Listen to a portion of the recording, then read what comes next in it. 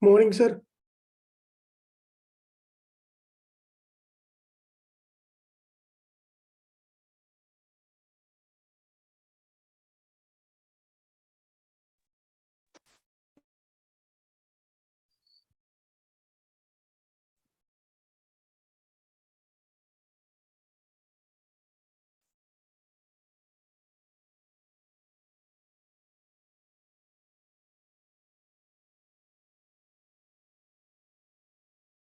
Morning, sir. Chetan's number is coming switched off, sir. I tried a CUG as well as the normal phone.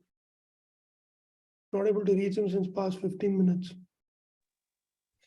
No, I can start with the next talk. Okay, sir.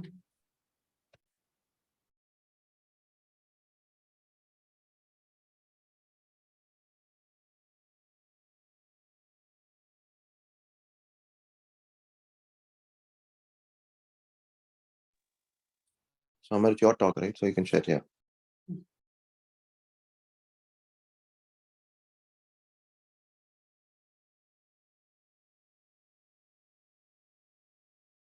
morning, everyone.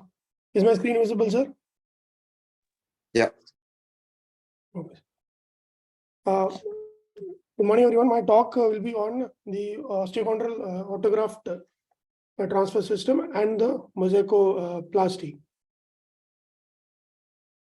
It basically means to replace the cartilage defects in the bone with a normal autologous cartilage and bone plugs taken from usually from non-weight bearing areas. Why is it important to treat them? It's important because if we don't treat them, it can lead to further injury and further irregularity in the surface and alteration in joint biomechanics. Cartilage is an avascular structure and doesn't heal on its own. And full thickness tears, if they heal with a fibrocartilage, which is inferior biomechanically. So the study was published in American Journal of Sports Medicine in 2004. This basically showed us that any defect which is more than 10 mm 1 centimeter has what we call as a zone of rim stress. So the picture showing red colored and yellow colored areas show the areas of peak stress around the area of cartilage defect. And these areas keep on the intensity of stress and keeps on increasing in areas with more diameter or more size of the cartilage defect. The indications and contraindication of this procedure are broadly classified as the focal chondral and osteochondral defects in weight-bearing areas of knee, which can be extended to talus and femoral head as well as capitulum of humerus. The ideal diameter is between the area of 1 to 4 centimeters square, although with newer techniques, it can be extended up to 9 centimeters per square. The ideal age is a patient younger than 50 years and person whose BMI is under control and who's not continuing on high intensity sporting activities. The absolute contraindications are defect more than 9 centimeters square, patients with inflammatory pathologies and joint infection. And the relative contraindications are people who have severe tobacco addiction, obese patients, and elderly patients.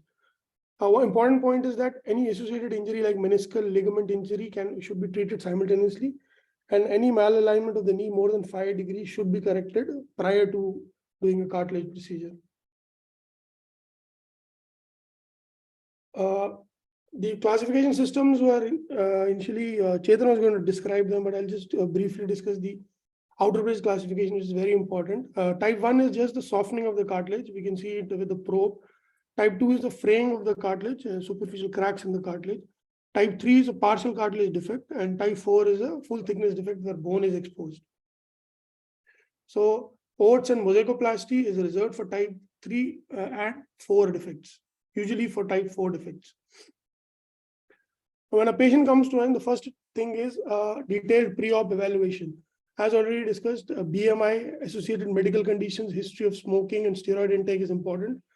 We should also ask the patient about his occupation and his level of sporting activity and his clinical symptoms, like whether he's having pain at rest or on activity, which differentiates between a degenerative and a mechanical cause. Any catching or locking of the knee to rule out any associated injuries. Gait of the patient and alignment, knee range of motion, test for ligamentous and meniscal integrity should be done, and palpation of the femoral condyles and patella should be done. Now, after the evaluation is done, the next important point is which area to choose for the graft harvest. So this is a study done in 2001 and published in American Journal of Sports Medicine. They basically did a biomechanical and topographic analysis of the knee joint and found out that cartilage thickness was somewhat similar in all the areas. But they pointed out that the intercondylar notch better matches with the recipient sides of the central trochlea. That is, the shape of the cartilage is similar in that area. And the curvature of the medial and lateral trochlea matches to the areas of the femoral condyle. So these points are kept in mind whenever we harvest for the defects in a particular area. The next important point is the contact pressure. That is, what effect is the graft harvest going to have on the place from where we've taken the graft. So the contact pressure areas show the usual normal contact pressure in a particular area of the femoral condyle. So as we can see, the peripheries, that is the medial and the medial most extreme and the lateral extreme of the trochlea, have the least number of pressure areas, which shows that even after we take the graft, the effect will not be as much as if we take from the central part of the trochlea. So the ideal areas were described as proximal to medial sulcus terminalis, and the next best area was lateral as per the trochlea. And the third area is the intercondylar area. Different techniques are described. They can be open, mini-open, arthroscopic, and they have been described over the times. And nowadays, most often it is used as a mini-open or an arthroscopic method. The first and foremost step while doing the procedure is the preparation of the defect. An important point while preparation of the defect is that the edges of the lesion have to be clearly defined. They have to be debrided clearly, and they have to be debrided until all the unstable flaps are removed, and we have a perpendicular wall of cartilage surrounded on all sides. The size of the lesion can be measured either by keeping the shaver tip as a measuring tool, or by pre-calibrated probes that come in different sets.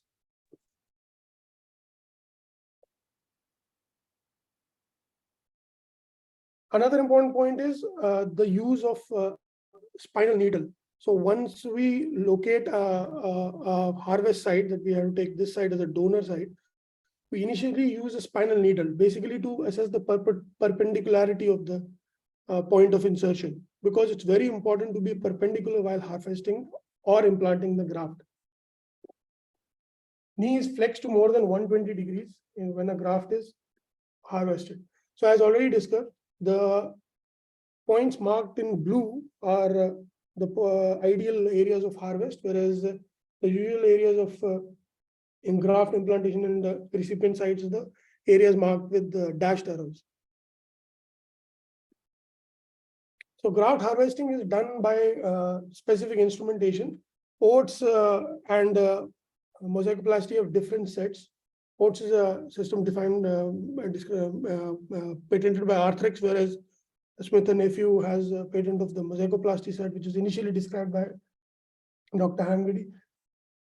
So we put the harvester at perpendicular at 90 degrees to the area of the femoral condyle, and then we gently tap it till a desired depth, usually 15 for condyle defects and 20 for osteochondral defects.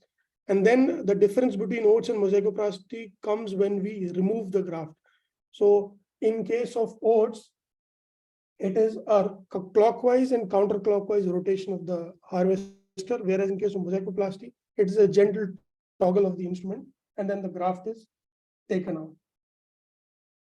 Another important point is that usually for the lateral sided defects, medial condyle is taken as the donor area, and for the medial sided defects, the lateral condyle is taken. The reason being that we should be able to make out the difference post-operatively, whether the pain is due to the harvest area or it is the recurrence of the cartilage pain caused by the cartilage lesion. So this was a study in 2012 which described the mini-open and the arthroscopic harvesting of the grafts. So as we already described, that perpendicularity is very important, and this study was roughly based around that. They found out that the perpendicularity at the lateral notch was very similar in both the groups, whereas in the medial supracondylar ridge, the perpendicularity between the mini open and arthroscopic varied considerably and had a significant difference. It was 88.4 in the mini open group and 81 in the arthroscopic group. The clinical relevance for this is that they concluded that when we harvest grafts from the medial ridge, the mini open technique allows for better perpendicularity. The next step is the receiver socket preparation and the final graft insertion. So the technique classically described by Mosaicplasty is drill, dilate, and deliver. First step is after that is to drill the recipient area. The specialized instruments and a burr is used to drill. Then we have to use a dilator to dilate the canal. And then after visualizing the recipient canal, we finally impact the osteochondral graft taken. And then the last step is to punch it with the oversized punch, so that not to break the graft or not to punch the graft inside the tunnel. So this is roughly the Smith and Nephew set. The tube chisel is the one used to harvest, then the harvesting tap, and the drill guide, the dilator, and the adjustable plunger to put the graft inside.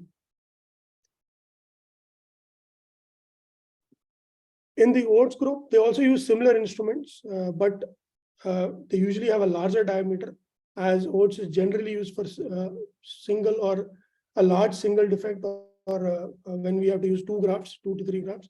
So this is the instrument that is used. The graft is harvested. But one more difference between OATS and Mosaicplasty is that in the OATS group, the graft is kept inside the harvester and is not put outside on the tray. Whereas in the Mosaicplasty group, different sets of grafts are taken and kept on the tray and then put separately. So graft is kept inside this, and then finally using the impactor, we prepare the recipient side, and then we insert a screw over the donor area, and then the screw is tightened and the graft gets fixed in the recipient side. Again, the graft is punched with an oversized punch, not to put the graft inside the tunnel. Now, as we've heard that at the end of when we put the graft inside, the last step is just tapping the graft. So this tapping raised a lot of questions that how much are we allowed to tap and how much is the graft compressible. This study was done in 2023, and it basically described the compressibility of different donor grafts. They found out that the compressibility of the graft taken from the medial trochlea was maximum, followed by the grafts taken from the notch and then from the lateral trochlea. So they found out that lateral trochlea, medial notch, and the lower zones of lateral notch should not be oversized more than 2 mm, as they may not compress adequately, and the grafts from medial trochlea can be extended up to 3 mm maximum. Another important point in Mosaicplasty when using multiple grafts is that we should not use grafts which are less than 3 mm apart. So the minimum distance should be 3 mm because it can lead to tunnel conflict. Another problem that it can cause is that the grafts can be proud. If they're too close and then impacted, they can come back and become proud. So having a proud graft also has its own disadvantages. This study was published in 2018, and it's a robotic study, and it basically explained the contact forces and knee kinematics in a proud graft. And they showed that when a graft was 1.5 mm proud, the contact forces were significantly higher, especially between 10 and 30 degrees of knee ROM. The post-op protocol is that the knee is put through full ROM on table. This is the stability of the graft. Patient is usually kept non-weight bearing for 2 weeks and then partial weight bearing for 4 weeks. Range of motion and aquatic exercises are encouraged during this period. One of the most important studies regarding OATS and Mosaicplasty was published by Dr. Laszlo Hengedi. He basically assessed around 1,000 patients and had a 15-year-old follow-up. He concluded that long-time donor side complaints were present only in 3% of patients, and his 92% of patients with femoral condyle implantation had excellent results, and 87% in tibia and 74% in patellar mosaicoplasties had good to excellent results. This study compared the autologous contralateral implantation with the cartilage repair, and they found out that the cartilage repair was by OATS or mosaicoplasty was considerably superior than ACI. This was a 10-year-old follow-up. It basically compared the mosaicoplasty with microfracture. So they says 60 athletes, the mean age of 24.3 and a follow-up of 10 years. And they found out that the results were statistically better in the OATS group as compared to the microfracture group, and it also had a higher rate of return to sports. Another systematic review, which was published in 2015, it compared 9 studies and had 607 patients, and it compared OATS to both microfracture as well as to autologous chondrocyte implantation. And in both the comparisons, OATS fared better than microfracture and ACI. Now, one important concern with the OATS and mosaicoplasty is the donor side morbidity, that when we take a graft from a certain area, what is the impact on that area? This study, published in 2016, included 1726 patients and with various defect sizes ranging from 0.85 to 4.9 centimeters square. They found out that the mean donor side morbidity was 5.9, and the most common donor complaints were patellofemoral pain and crepitations. They concluded that there was no significant correlation between the rate of morbidity and the size of defects or the size and number of plugs. The distribution was random. It was not related to, meaning a bigger sizes graft or a harvest site did not lead to more complaints. It was very random result that they obtained. Now, because of the complaints of donor side morbidity, people have started exploring newer areas for graft uptake. So Dr. Mateus' group from Portugal, they have started using the upper tibiofibular joint for taking the cartilage graft.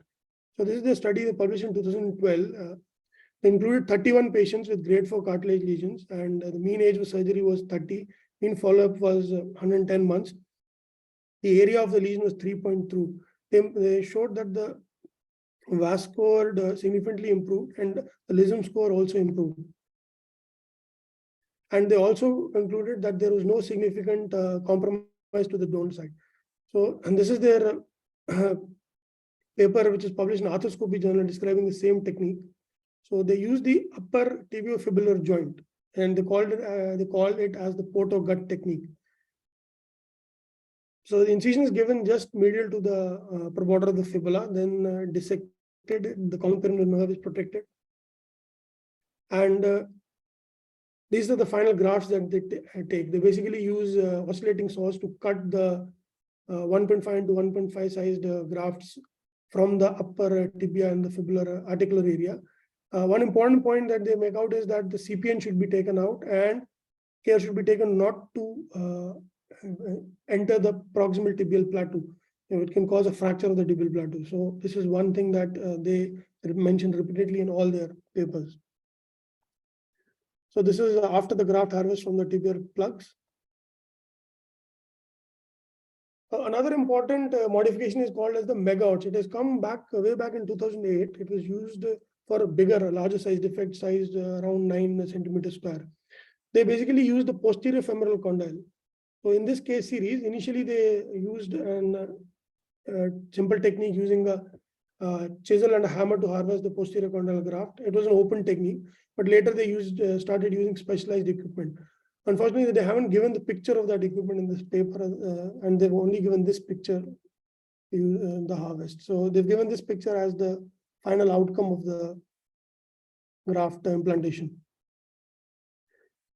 So in their series, the LISM score significantly improved in all the patients. Most of the patients, 27 out of 33, returned to sports. And one important point is that the follow-up X-ray showed a partial remodeling of the posterior femoral condyle. Another paper describing this mega OATS technique was from South Africa. This is basically a case report, and they've given this case with a large osteochondral patient with a large osteochondral defect. This is the intra-op picture. They've used the posterior femoral condyle and they've implanted it. And this is the follow-up X-ray at 6 weeks, showing good healing of the graft. And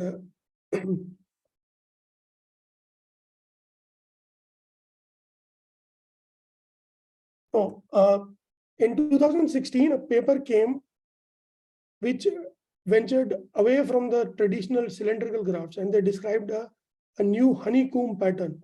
Basically, the main idea was behind this was to fill the gaps, because when the cylindrical grafts are put in together, there's always an area which is not filled with the graft, and that area gets filled with fibrocartilage and can cause some difficulty. So this group came up with an idea of a honeycomb pattern grafts. They had a group of 6 patients with grade 4 osteochondral lesions of different sizes and a 6-month follow-up. And they noticed that there was a significant improvement in IKDC scores, and on follow-up MRIs, they noticed that the integration of the hexagonal plugs was far better, and there was no intermittent fibrocartilage growth. So this is the intra-op picture that they've given in the paper, and as you can see in the diagram, when we put the cylindrical graft, there's not always an area which is left unfilled, whereas in hexagonal type of plugs, there is graft-to-graft contact. So this is another paper that came out in 2017 describing the hexagonal grafts, and they again concluded that they are far more stable. This is a biomechanical study in a cadaver, and they found out that the hexagonal grafts are far more stable than cylindrical grafts, and they can be used to cover a much larger area. Unfortunately, I couldn't find any study after this, and no long-term follow-ups were given in this hexagonal graft system group. People have also started using adjuvants to mosaicoplasty, like allogenic mesenchymal stem cells. And this was a study done in rabbits where the follow-up was 4 to 16 weeks, and they filled the areas which are not filled by cartilage were impregnated with mesenchymal stem cells, and they filled that the control group. Excuse me. There was the texture of the newly generated cartilage that developed in the gaps was very similar to the normal cartilage. Allografts can also be used, especially in large defects, but the limitation in our setup is that the graft cost is very high and availability is limited. And in the West, it's used very commonly, and a larger size, much more larger size bone plugs can be used when allografts are used. So initially, people are susceptible about the uptake of allografts and disease transmission, but this is a systematic review, and they show that the failure rates in allografts was not very high as initially expected, and was almost similar to the autograft group. The take-home message is that OATS mosaicoplasty is a single step and a cost-effective technique for treating cartilage defects. It has significantly better results to microfracture as it replaces the normal hyaline cartilage with the hyaline cartilage. Techniques such as mega OATS and new donor areas can be explored for larger defects. And also allografts can be used for larger defects, but mainly used in Western countries. And OATS mosaicoplasty can be combined with mesenchymal stem cells impregnatation for better results. Thank you.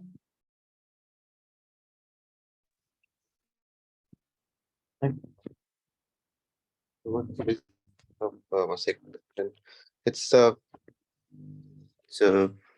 restores pure hyaline cartilage, I mean native hyaline cartilage. All of the rest of the procedures, whatever they've done, even the allografts will be slightly inferior. Allografts are okay, but all the ACI is the next best biologically, where it is near hyaline. But the full thickness hyaline cartilage is stored only with this. So for high demand patients with the medium sized defects, this is the procedure of choice. And with the larger defects, for your last point where you said combining with the ACI or mesenchymal stem cell is what we follow, which is not widely followed. Because of lack of allografts for large defects, we follow this technique, which has given good results so far. In Mosaicplasty, only thing which we should be careful is the congruence. So the congruence should be good and the graft should not be prominent, as you mentioned. Slightly recessing it is better than leaving it prominent. And spacing those grafts slightly more than what is described is acceptable, where you can either do a microfracture or do these cellular procedures to fill the gaps. So that's the way which we have been doing. And the other thing is, if at all you see a defect and if there is a loose fragment, try to fix the loose fragment as much as possible, if it's especially acute or in adolescent age group, which has a good healing potential. So you can reduce the space. A large defect becomes a medium, or a medium-sized defect becomes a small defect. So the outcomes are better in those regards. So getting the congruency is much easier if you're able to fix some fragments, because the fragment is the best congruent piece which you can get. So that's about Mosaicplasty. Any points to add, sir? Yeah, sorry, thank you. Thank you. The overall principle is, as Dr. Santosh was saying, at the end of the surgery, the overall congruence should be back to original as much as possible, which is really tough. All the pictures you see are the best pictures of the various authors. It's very demanding. Another point is that the Arthrex OATS is a disposable equipment. And the Smith & Nephew is what we have, can be reused. So you can afford to use for a lot of patients, and you don't have to charge it separately. So I had the opportunity to visit Hungary 3-4 days, and he used to put as many as 20-25 plugs for a patient. Amazing. And Amar, you showed two important slides where it showed the pressure measurement and point. Can you just show that and explain to us one more time, please? And another point is Dr. Santosh, I don't know whether he said this time, for athlete, Mosaicplasty is far better than anything else.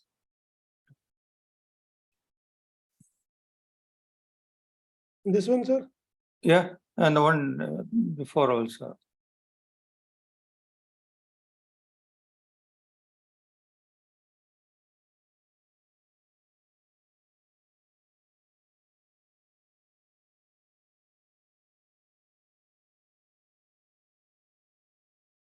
Yeah, I think This one, sir. yeah, so this one, yeah. So this basically gives the normal contact pressure in the patellofemoral joint, sir. Okay. So when in the normal joint, the peripheries, the extremes have the least pressure. So that is why those areas were chosen for graft harvest. That even after we take a cartilage from that area, there won't be much difference. But if you take a cartilage from a more medial area or a more central area, then the resultant pressure difference or effect on the joint will be more. So it can lead to further accelerated damage. But in the periphery, the joint pressure is very less. So we can take a graft from those areas. The earlier we used to emphasize on the linea aspera. Yeah, above that you can take, below that you can't take. It's not valid any longer. Yes, sir. Linea semilunaris, medial sulcus terminalis, sir. Above the sulcus, medial to the lateral to the sulcus terminalis we can take, but medial to that we cannot take, both the sides. So this roughly corresponds to that. So this is another picture. This one. Okay.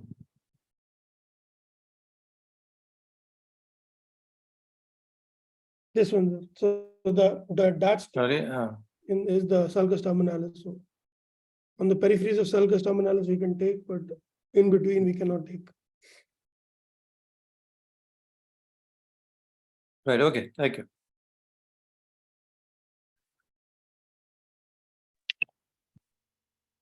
Chetan has joined.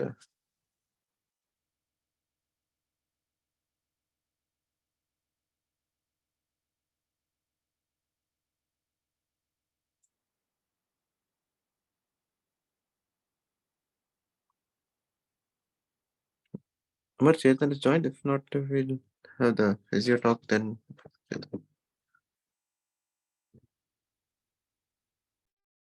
He hasn't joined yet, sir. We can start with the physio talk. I'll try calling him in the meantime. Yes, please. Yeah, you and share your screen.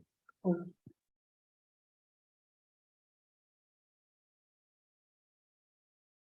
So you can start, sir. Yes, please.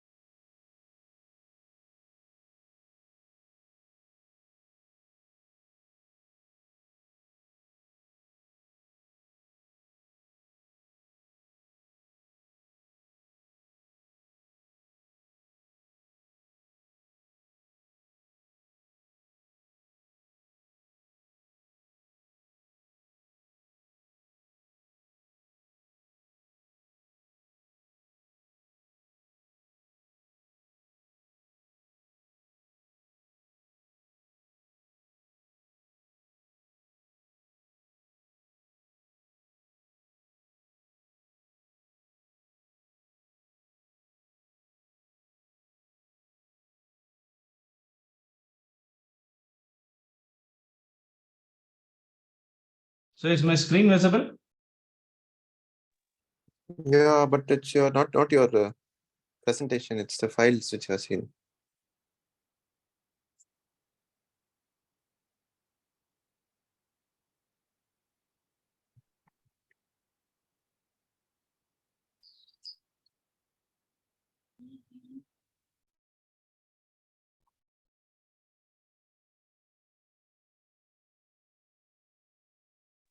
Yeah. So now you Ganesh. are able to see, sir. Yeah.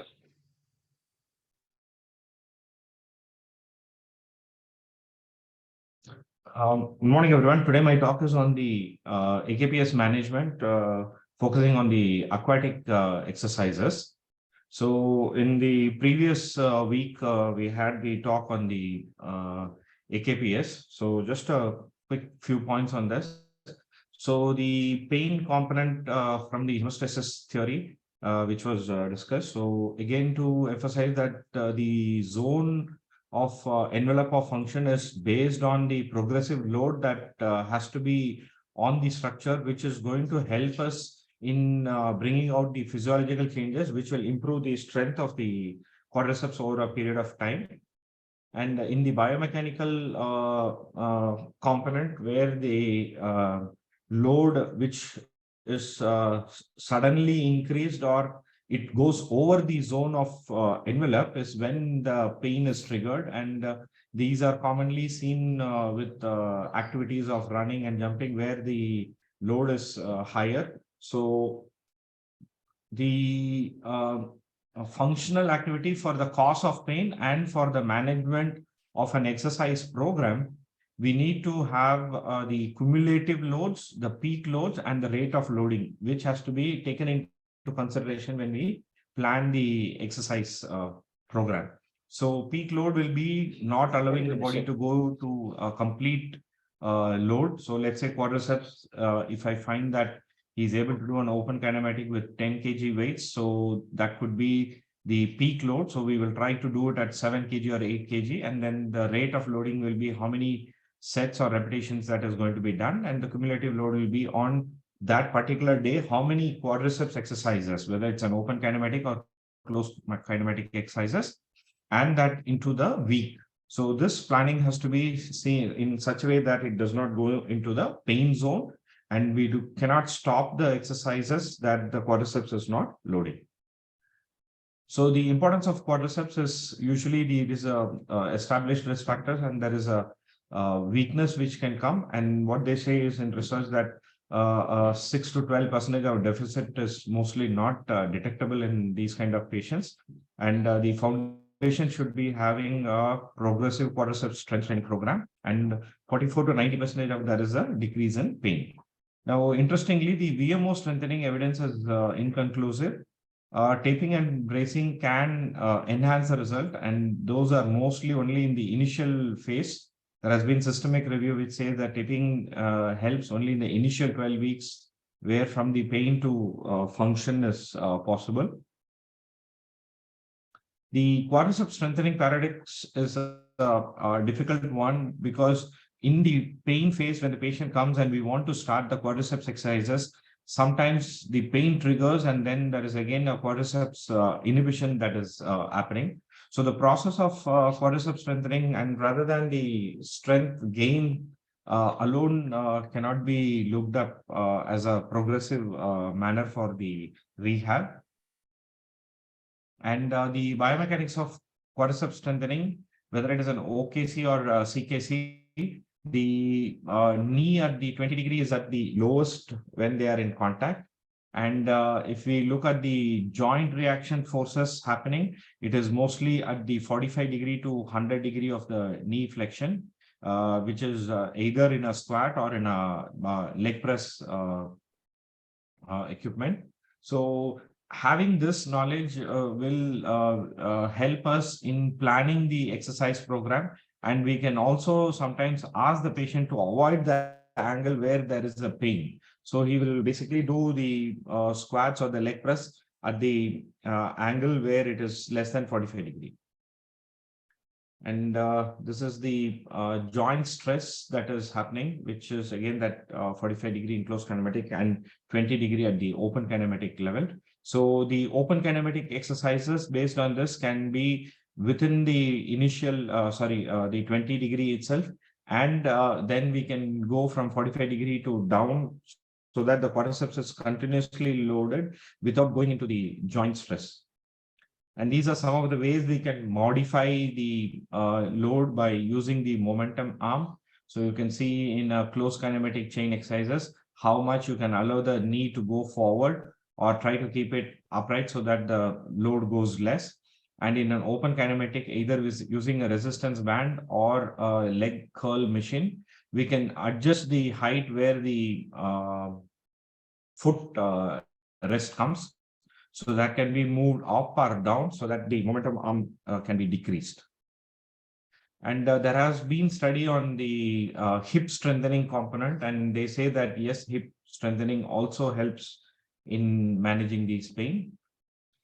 And movement re-education is one of the component which they say that in chronic patients, because there are inappropriate activation of the muscle, and they develop various techniques of getting functionally done. For example, patients who have pain, when they have to climb down the stairs or climb up the stairs, they have this pain coming at particular angle or in the stairs when they start the weight bearing. So what they do is they either do an external rotation or try to walk sideways. So this has to be corrected during the course of time. Now, coming on to the aquatic therapy, the principles to consider is the specific gravity or the relative density. So it is basically the ratio of the object's weight onto the water and how much volume of water that can be dispersed. So for example, the water gravity value is 1, and anything above 1 will sink and below will float, and that is equal will float just below the surface. Women tend to float because of the high fat content, and muscular body or an athlete will tend to sink or struggle. Buoyancy. So if the center of gravity, and if you're going to be into the water, the buoyancy is going to be slightly down. So that is basically any gravity that is pushing the body down towards the water will have an equal force of buoyancy, which will push it up and try to keep it up. So the higher the object, the higher buoyancy will be there. But in order to have a stable component, it has to be vertically upright. If the position changes, then the buoyancy and the gravity will tend to change. And you can see men, when they try to float, the lower part of the body tends to sink more. That is because of the first principle of specific gravity. So this is an important component. We have to understand that if I'm going to make the patients do an exercise in standing or in supine or prone in the water. Then the hydrostatic pressure. So it's a simple component that the more the immersion, the hydrostatic pressures are more. So that is going to have a better compression forces over there. So patients who have ankle, knee problems, if they are upright and going to walk at the level of xiphoid, then the pressure down is more. So that means it will not allow much edema or swelling to come at the early phase. So we can confidently make the patients walk in the deep water. And weight bearing. So in the water, the buoyancy is going to have the upward thrust. So patients who are allowed non-weight bearing or toe touch can be made walk confidently at the C7 level or the xiphoid level immersion of water. Now, if we need about 25-30%, then it is the xiphoid. And then if you need 50% weight bearing, it is ASI level. And most commonly, our patients, we can have them at the ASIS level or just below also, because AKPS, they will be having full weight bearing, so we can have them and walk. Does temperature make any importance? Yes, temperature. So if the temperature is very cool and we can give a high intensity exercises, warmer water temperature is generally recommended when there is a pain and you want just mobility to and improve the flexibility. So the ideal temperature that is recommended is somewhere to be between 26 degree lower and to up to 33 degrees centigrade. So considering for exercises, patients can do exercises at ASIS level in immersion for us. Walking in water will not allow a heel strike base gait. So usually you will see that when they walk, they cannot go into a heel strike. It will be more of a toe touch and pull walk. The joint reaction forces in the knee and flexion will be less. The quadriceps load will be high due to the hydrostatic pressure at the depth, when considering the patient is standing and walking or standing and doing a leg extension. Now, these are some of the aquatic therapy accessories what can be used for swimming as well as for the exercises.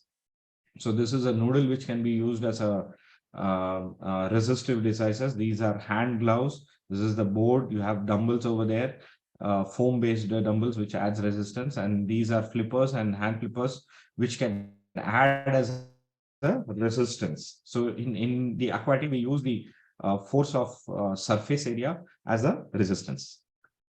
This is again a flipper, but not the typical kind of flipper, but it's more of a snowboard kind of flipper where they use it for resistance running training.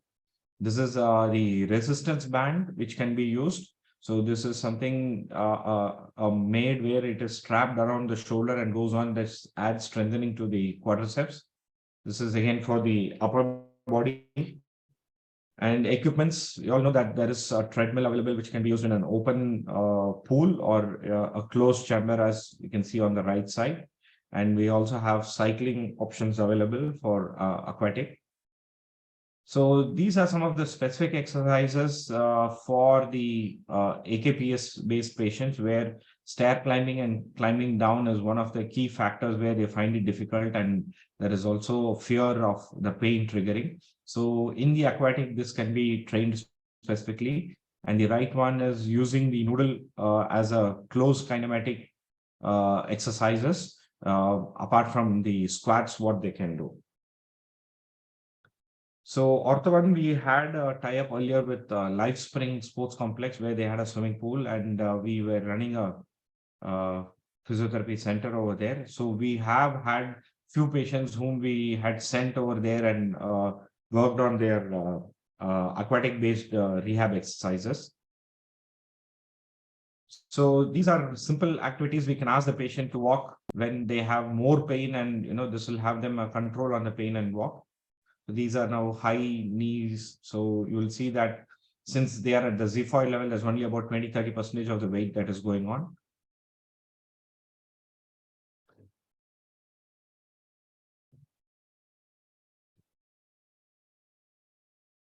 So using the noodle, and this is again quadriceps strengthening,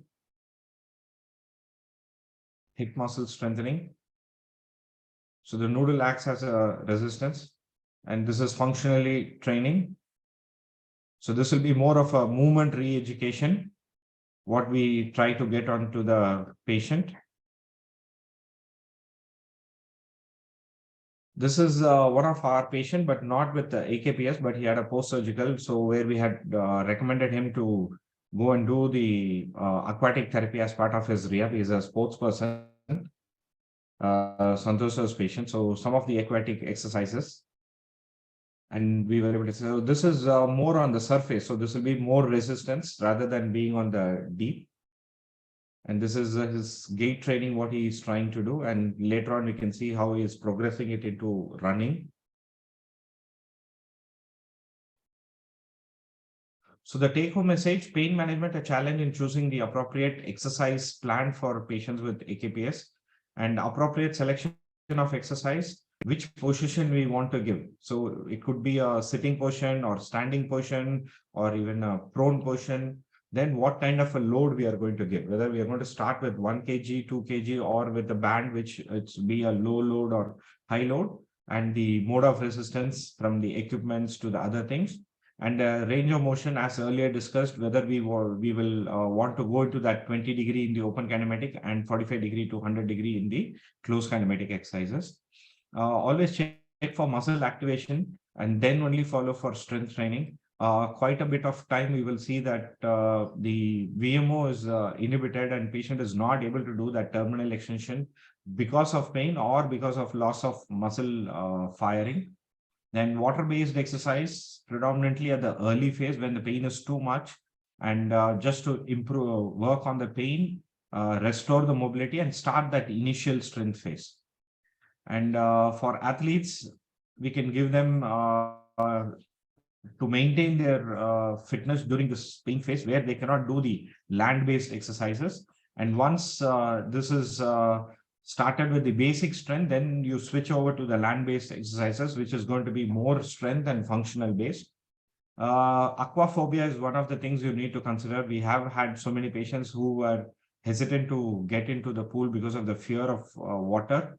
And patients do not need to know swimming to get into doing the aquatic exercises. They just need somebody who's there with them, have that confidence and get into the water at the level of hip and then walk. And availability in patients is one thing. We did have quite a number of our patients who said they have used the local pond or well where they were able to do these exercises. Thank you, sir. Thank you, Ganesan. Yeah, the aquatic exercise is something new which we've been trying and doing, which is especially very, very effective in those AKPS chondromalacia patients who are not able to go up on their exercise. They would be able to do the exercise open chain without resistance easily.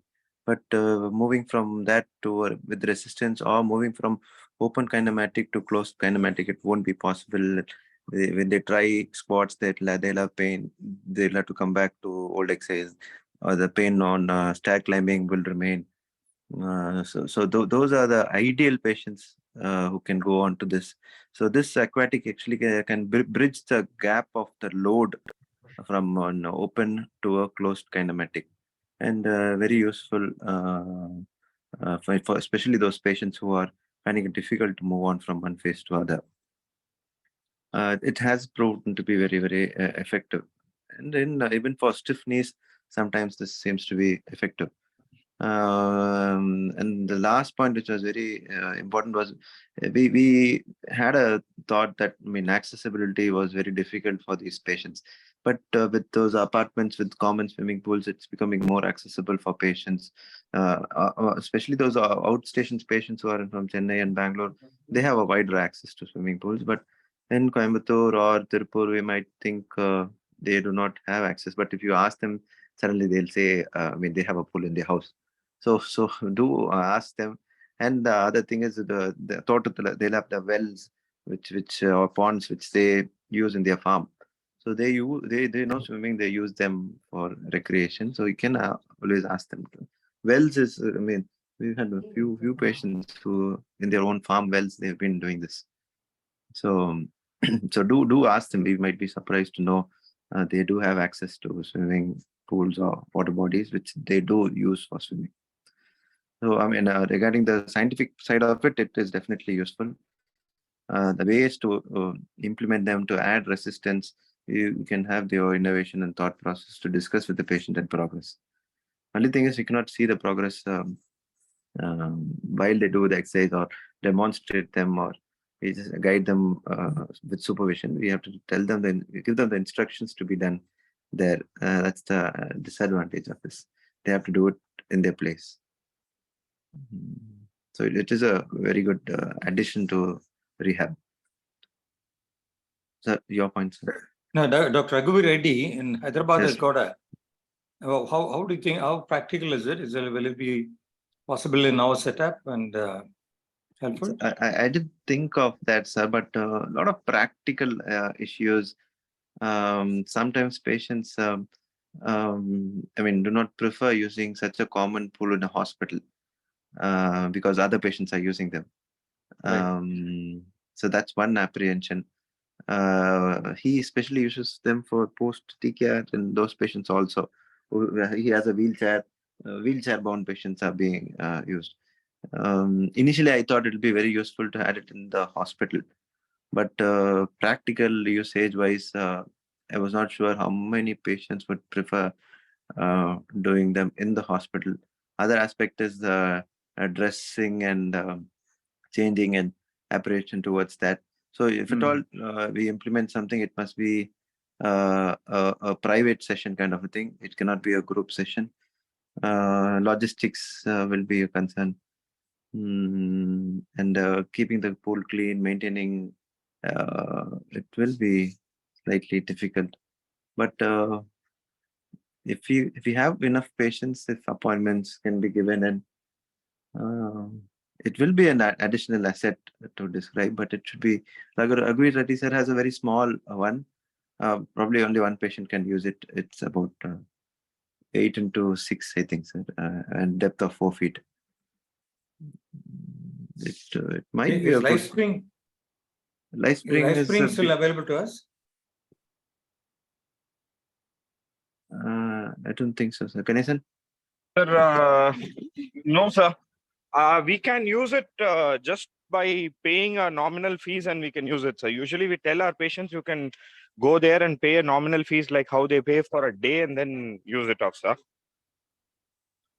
Can still be used, yeah. Sir, the other thing when you asked about swimming pool, for our orthopedic based rehab, we actually don't need a pool. We just need maybe a 3 feet width and maybe about 10 feet, just a straight strip like a track, because our patients are going to be mostly where they just need to walk straight sideways. So we don't need a square based one. And I saw in Aspetar in Qatar, where they were having all the ACL patients on having these waterproof bandaging and making them do gait training at the first week itself inside the pool. So that's just one way of they were doing it. Yeah, you can share those details of who exactly is the trench. It's like a walkway. Sounds Yes, interesting. I've seen some of the pictures in some of the I think Manchester or one of the European football club where they have the same strips, like for aquatic where they use them. Mm. I'll try to get the details, sir. Okay.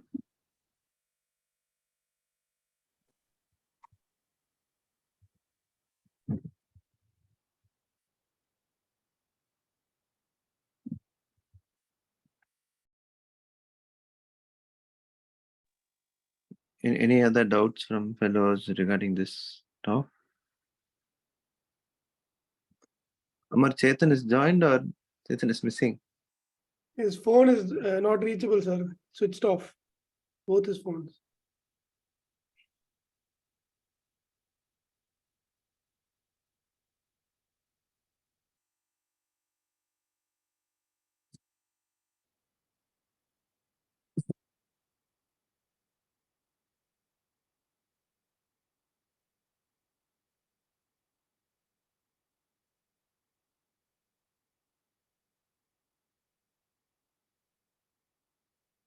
Sir, he's just come. He's logging in. Yeah.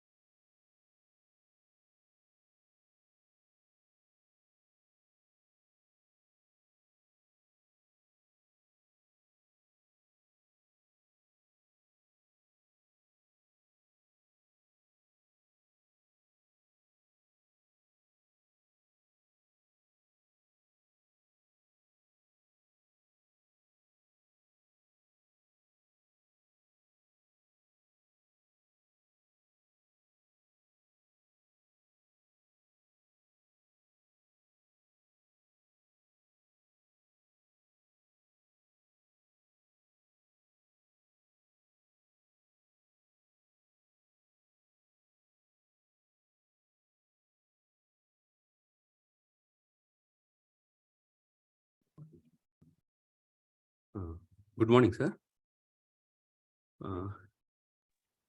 Morning, Chetan. You're sorry. able to share your screen? Yes, sir. Sorry, sir. Sorry for the delay. 2 minutes, sir.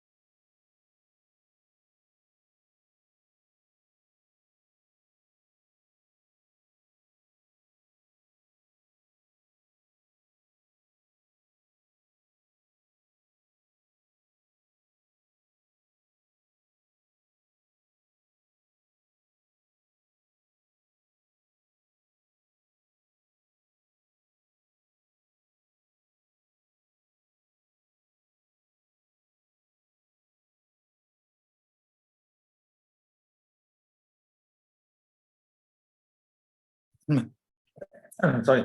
How many of you watched Wimbledon finals? What really happened to Novak Djokovic?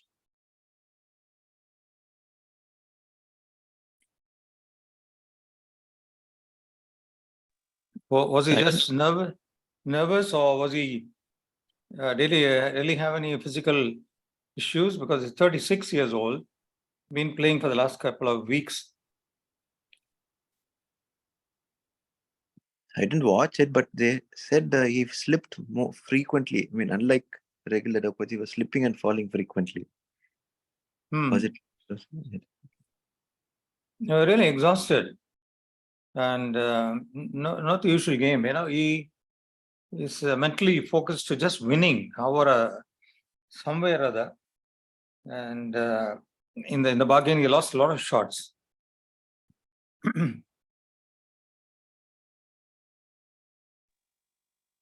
So it's a age factor, you're saying, sir? Or probably the crowd was getting on his mind. Maybe, yeah. And the crowd was encouraging the younger guy. And in between that, Carlos's team, the coach, were irritating him. A couple of times he turned and warned them. You know, it was more like a psychological warfare than anything else. Okay.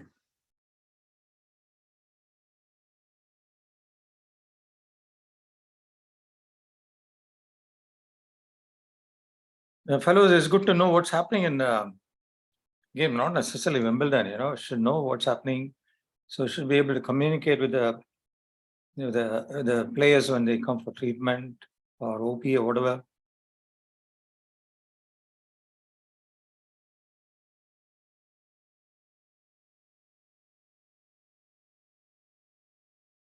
What is the Jan saying about it? Sir? No, you spoke to Giant, you said, Santosh. No. Whom did Not you say. say? No, I heard that. I mean, few of them telling that he was slipping more frequently than others. Yeah.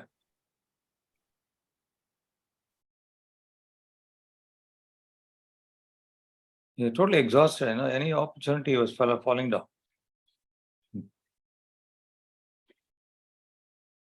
Navratilova, you must have heard. And she always had a psychologist with her.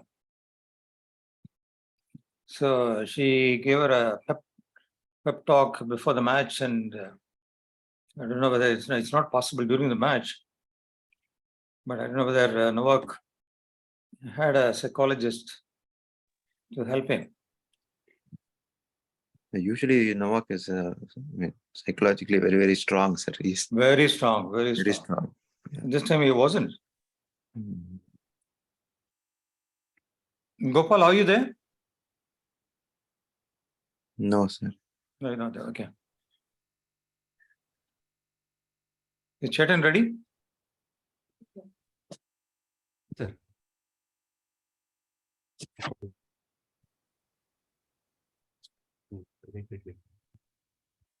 Your laptop is not. I mean, what's the issue, Chetan?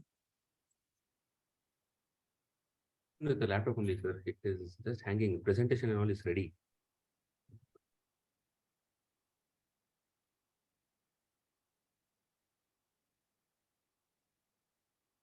Where are you, Chetan? Are you in the learning center? Yes, sir.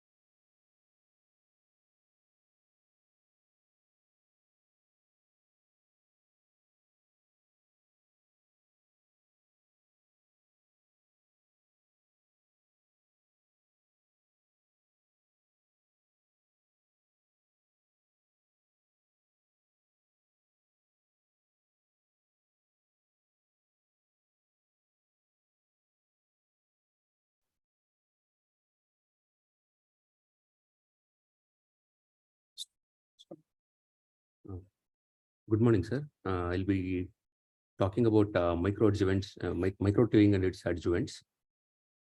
So, articular knee cartilage injuries are the common source of pain and dysfunction, and its prevalence is reported somewhere between 4 to 6% in the general population. Partial thickness defect are usually asymptomatic, and the full thickness defect might be symptomatic because it extends to subchondral bone, becoming very painful and limiting. So, and the cartilage having its limited autologous healing capacity and post-traumatic inflammatory response. And if it's not addressed, it can lead to development of osteoarthritis. This is the paper by Stedman, who is the pioneer in introducing the microfracture in treating the chondral defects. And this was the method popularized by him in 1990. So coming to the indication is any symptomatic patient, as we just discussed, can be the symptomatic patient with isolated, contained, full thickness chondral injury, which is graded according to International Cartilage Repair Society, the 4.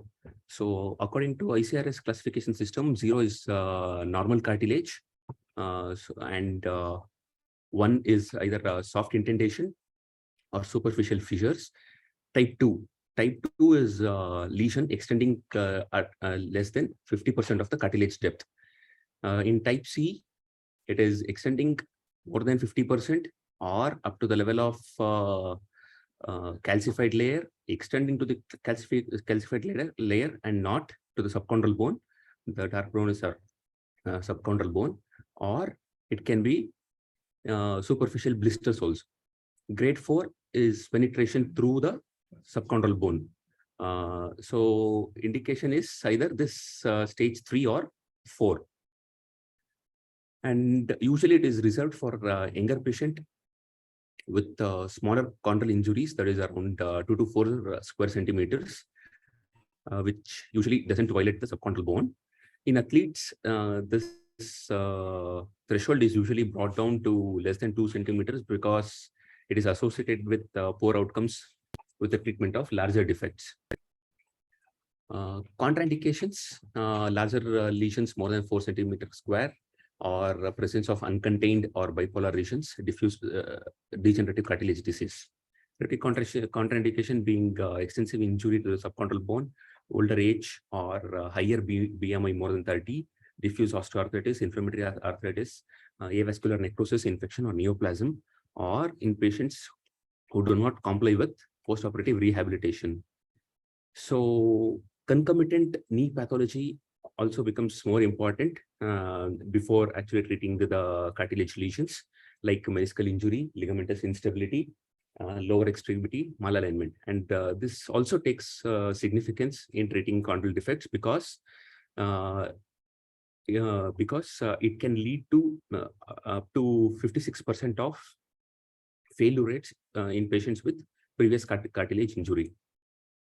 So X-ray and MRI are valuable tools, but diagnostic arthroscopy remains the gold standard, as it allows direct visualization, manipulation, sizing, grading of the defect according to outer bridge or ICRS classification. So MRI gives a good idea, just like how it is seen in the picture. The notch has a chondral defect, the notch area, but can't be matched with what the picture is being given by arthroscopy. So according to outer bridge classification, 0 is normal. This is 1, which is cartilage softening and swelling, these 2. 2 is fissures that usually do not reach more than 1.5 centimeter. 3 is the fissure at the level of subchondral area and more than 1.5 centimeters, and this is exposed subchondral bone, type 4. So this becomes the general rule for all the procedures described henceforth. So how to prepare the defect? Usually the diseased cartilage is depleted with curette or shaver, in a view to create an healthy and stable wall which encircles the defect. And this causes optimization of fibrin clot formation and forms a flush zone for load bearing. So, and the important point is to curate off the calcified layer in a view to promote nutrition diffusion and clot stabilization. So this was the paper by Krotler et al. In 2020, and they found out that even though there is availability of new technologies like autologous chondrocyte transplantation or autologous matrix-induced chondrogenesis, microfracture and microdrilling are the first-line therapy due to their low cost, excellent availability, and easy surgical technique. So microdrilling, microfracture was the first thing which was usually followed, and now microdrilling is found to be more effective as it removes the bone debris and cleans margin, and more importantly, it causes the subchondral bone to remain open. So this is the study by Shen et al. In 2009, where they studied the effect of drilling and microfracture in leading to different bone structure and necrosis. So in picture A, we can actually see this is microdrilling, and this is the microfracture. So we can see in both the pictures that the subchondral bone remain open. And here in microfracture, there is the microfracture actually densify the bone structures, and the cavities between the bone trabecular are sealed, and hence less chances for the mesenchymal stem cells to migrate into the defect. In addition, there are empty osteocytic lacunae which are seen due to microfracture, and probably it is attributed to the mechanical damage of the osteocyte and shearing of tissue during fracture using the awl. So this study by Foley et al. In 2023 concluded that microdrilling has a better biomechanical property, and they conducted a study in the sheep model, and they concluded that the best results are with 4 mm to 6 mm penetration depth. And this is the cohort study which had very low revision rates when compared to traditional all-based techniques at 3-year follow-up. So biological augmentation. So the first one is platelet-rich plasma. This will be dealt in detail in the upcoming classes. So PRP is the procedure which uses the venous blood and generate a product rich in platelets and chondrogenic growth factors like platelet-derived growth factor, vascular endothelial growth factor, transforming the growth factor beta, which can stimulate mesenchymal stem cells differentiation into chondrocyte, and that can result in chondrocyte proliferation, type 2 collagen, and proteoglycan synthesis.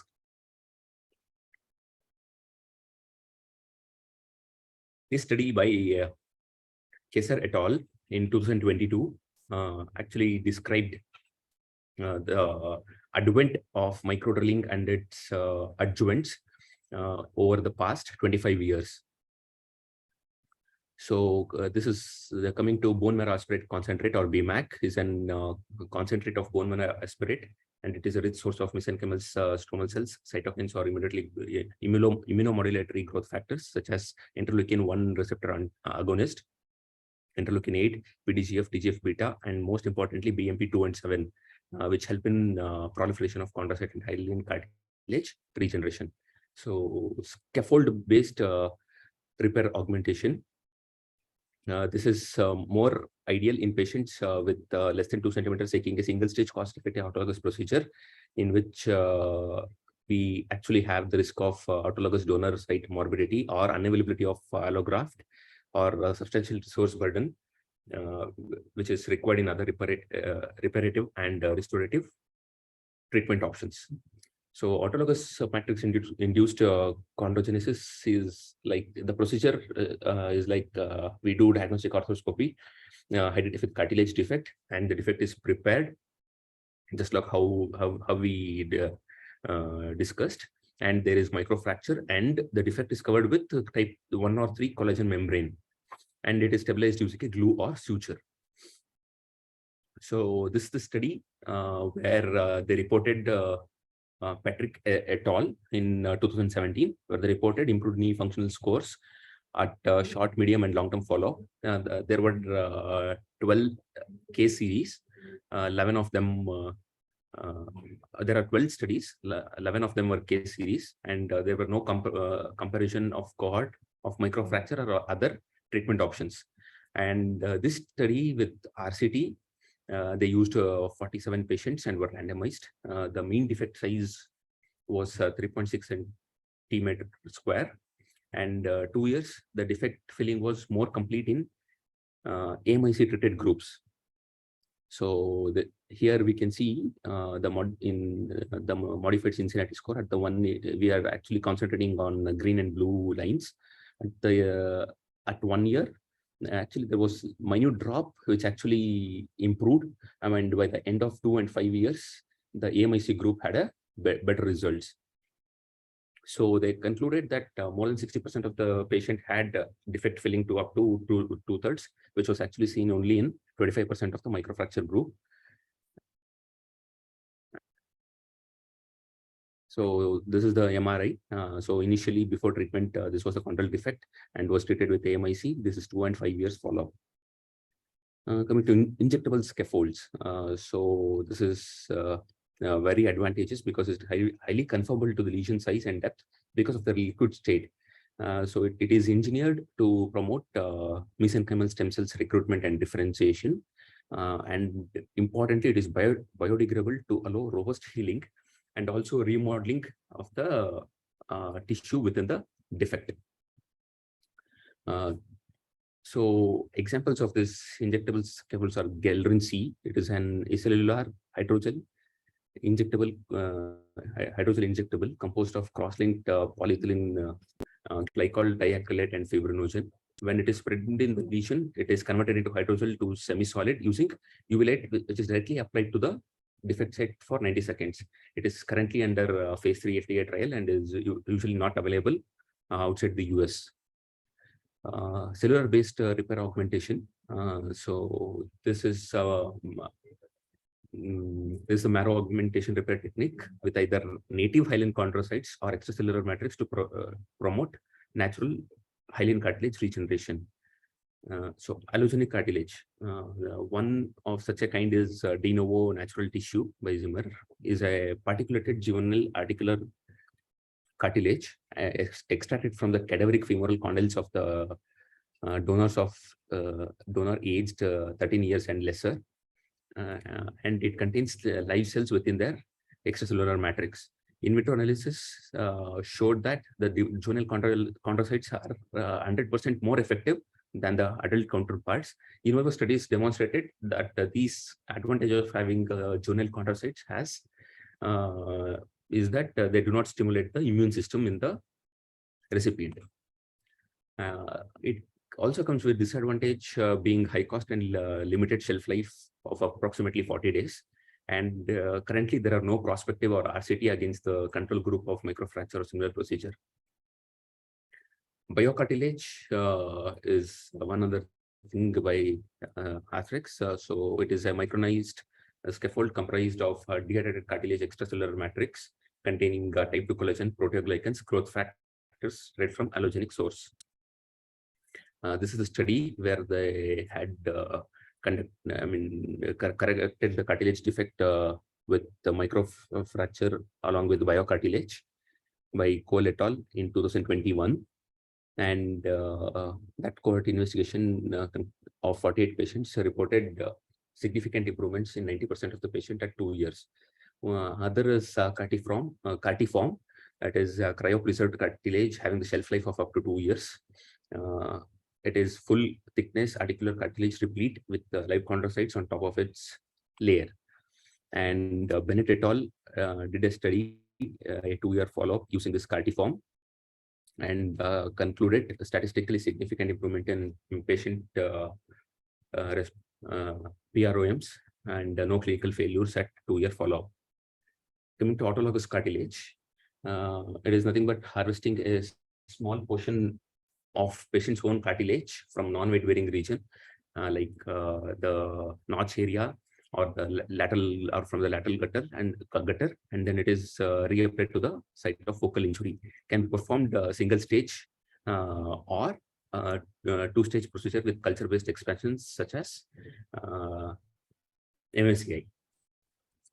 So this is a single stage procedure which uses cartilage autograft implant system and is being evaluated. So patient reported outcomes were superior in patient treated with autologous minced cartilage augmentation compared to microfracture at 2-year follow-up. So here they actually used the cartilage pieces, and then it was mixed with the BMAC or PRP using this system, CAIS, and was used. Other method is autologous dual tissue transplantation. It is used for OCD of knee, treated with scaffold of combined autologous bone or cartilage chips embedded in fibrin glue. At 1 year, the outcome measures were significantly improved, and CT demonstrated bone filling of more than 80% in all 8 patients. So you prepare the defect and fill up with subcontinental bone at just beneath the cartilage level, and to equalize the level with the cartilage pieces are used. This is dual tissue transplantation technique. Coming to autologous minced cartilage implantation, this is the brief procedure. The cartilage in its defect area is degraded, and it is curated using a shaver, which comes in with the graft net filter.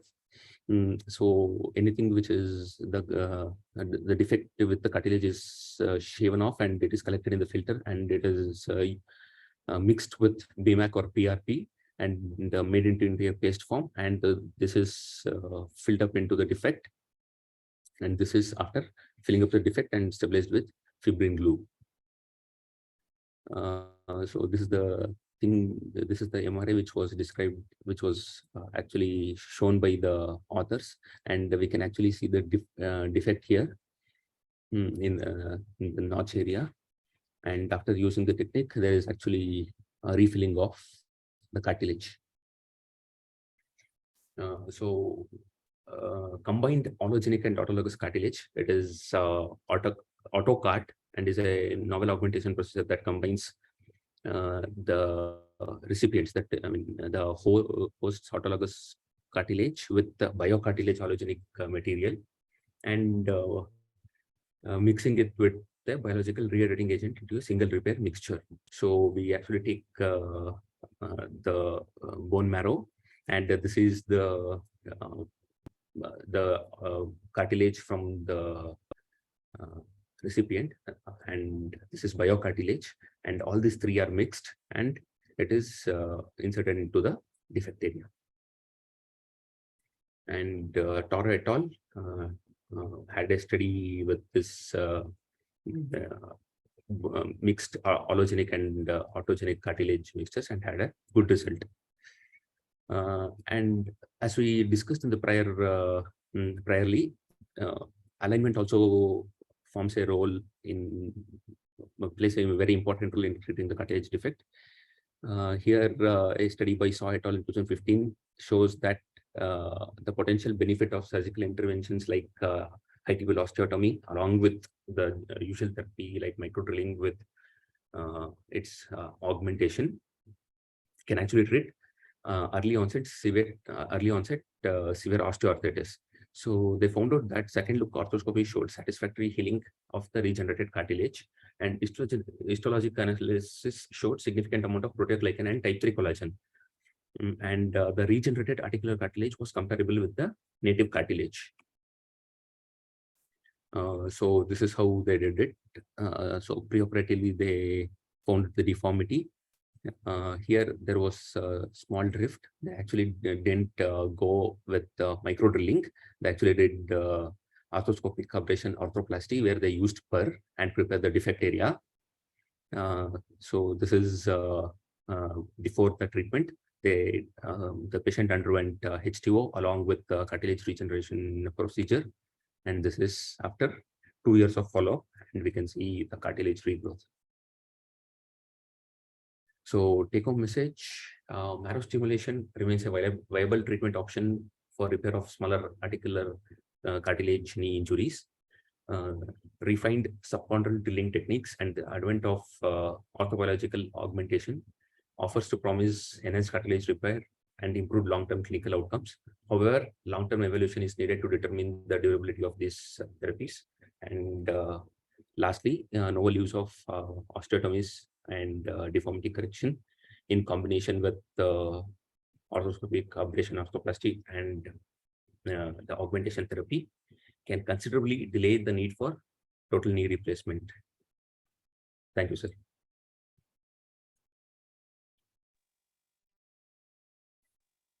Thank you, Chetan.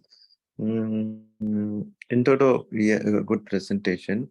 But for your last point, there are two categories of cartilage defects. One is focal cartilage defect, other is diffuse. So for a localized defect with good surrounding cartilage. Diffuse is more of an arthritic knee. So both are different entities, and treatment will definitely vary. So for focal cartilage defect, microfracture is if it's very small defect, if the edge loading is not much, it's a very good procedure. Small defects like 3 into 3 mm defects are good enough to heal with microfracture, because fibrocartilage filling of that defect is good enough. And in locations where it is not loaded consistently, high loads are not there, then this is again a good procedure for a low demand patient. But for a diffuse defect, the last point which you mentioned, in combination with other unloading methods or a larger defect with augments, this is an workhorse kind of a procedure, where if it's budget patient, or if it is a procedure where you want to do it single stage, or you come across a lesion incidentally where it's not reported in the MRI, you didn't pick it up before. In such cases, this is the workhorse kind of a procedure where you do not need any additional augments. You just do microfracture and come out. So you must know the technical details of how exactly you do it. Microfracture and microdrilling are technical differences, but we found microdrilling to be less damaging to the subchondral bone. Mithoff's paper clearly mentions what are the differences. There are microfractures, or which happens when you do a microfracture surrounding bone cracks. So probably with a microfracture, there is an entity called intralesional osteophytes. On the long run, there is growth of these subchondral bone into the cartilage. So these intralesional osteophytes, what I believe is because of microfracture, the incidence is less with microdrilling. So because of the microfracture, they mention the intralesional osteophytes is not mentioned here in detail, I think. So the microfracture probably is the reason for the intralesional osteophytes. And in certain situations, in patella, all angle is also important in trochlea. If it's too oblique in microfracture, we will not be able to get the force perpendicular to the bone. Again, that's another reason to have these small microfractures surrounding the pegs. So that might be the reason for inferior outcome. So drilling, wherever possible, is better to do a drilling than microfracture. And microdrilling, where it is a minimum hole, so you have access to the subchondral marrow. Augments, there are various augments and scaffolds which have been explored. This field is mostly market driven, and we do not have clear cut. Yes, sir. There were papers also. Any doubts from fellows on this topic? Yeah, Chetan? Sir, as you were mentioning, sir, there were many papers where actually microfracture led to formation of osteophytes, subchondral osteophytes. Mm, Interlesional osteophytes. yes, sir.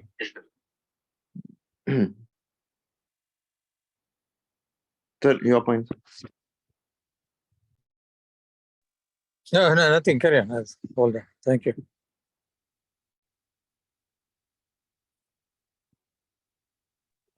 So, if you know more about fellow, at the end of the meeting, sir.